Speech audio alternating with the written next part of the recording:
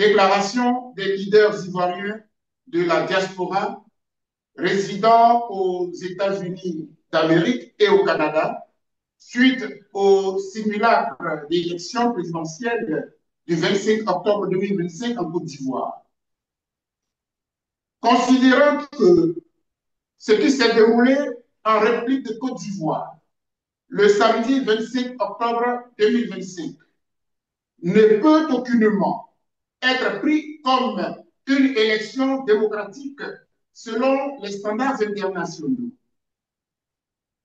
Parce que le Conseil constitutionnel ivoirien, vraisemblablement instrumentalisé par le président sortant, s'est permis de valider la candidature pour un quatrième mandat de M. Alassane Ouattara en violation flagrante de la Constitution et a osé, dans la même décision, éliminer celle de messieurs Laurent Gbagbo, Cheikh Tidiane Tiam et Pascal Affi N'Guesson, vu que pour réussir son braquage électoral, M. Alassane Ouattara et son régime ont procédé par la violence policière et militaire, en usant même d'armes à feu avec des balles réelles contre des populations non armées, mais déterminées à faire barrage au quatrième mandat, ce qui a causé une vingtaine de morts en Côte d'Ivoire et de nombreux blessés, le massacre des villageois de Naïo, ainsi qu'un millier d'emprisonnés parmi les manifestants, relevant que l'erreur soi-disant survenue à la veille du scrutin dans le quotidien en ligne très réputé Abidjan.net a été révélatrice de la tricherie scandaleuse planifiée depuis longtemps par le pouvoir Ouattara, ce qui explique le score à la soviétique de 90% octroyé au dictateur Ouattara, avec un taux de participation fantaisiste de 50,10%, alors que les Ivoiriens ont clairement désavoué cette pseudo-élection, concluant que la présidentielle qui fut organisée le 25 octobre 2025 en Côte d'Ivoire n'a donc été ni légale, ni légitime.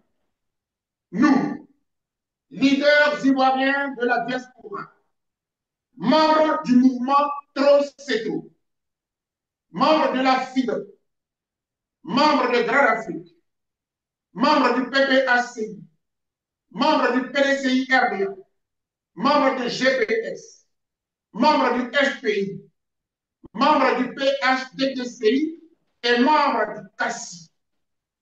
1. Dénonçons à la face du monde ce nouveau coup de force de M. Alassane Ouattara visant à le maintenir à la tête de la Côte d'Ivoire jusqu'à sa mort. 2.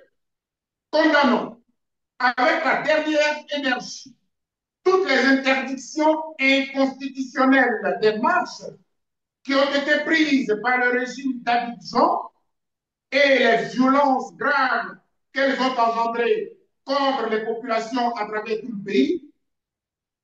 3.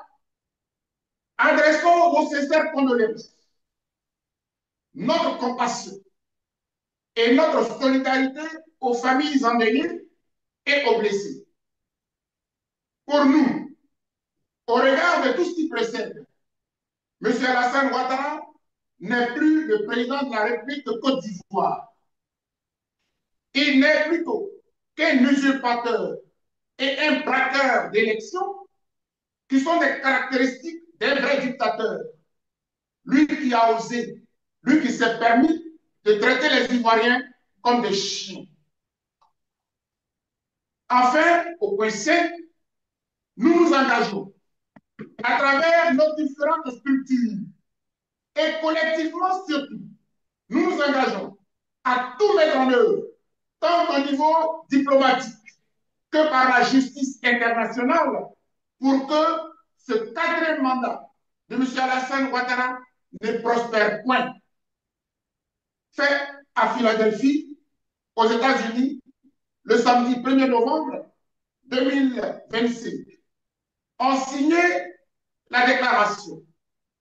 Le mouvement Troceto, la FIDO, Grande Afrique, le PPACI, le PDCI-RDA, GPS, le FPI, le PHDDCI et le CAS.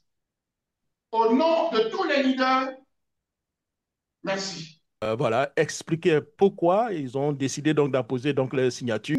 Les leaders se sont retrouvés tant aux États-Unis qu'au Canada. On peut, les différents représentants des partis politiques de l'opposition, les partis les plus significatifs de l'opposition, ainsi que les organisations de la société civile se sont retrouvés, ont planché sur un texte, ont adopté ensemble ce principe.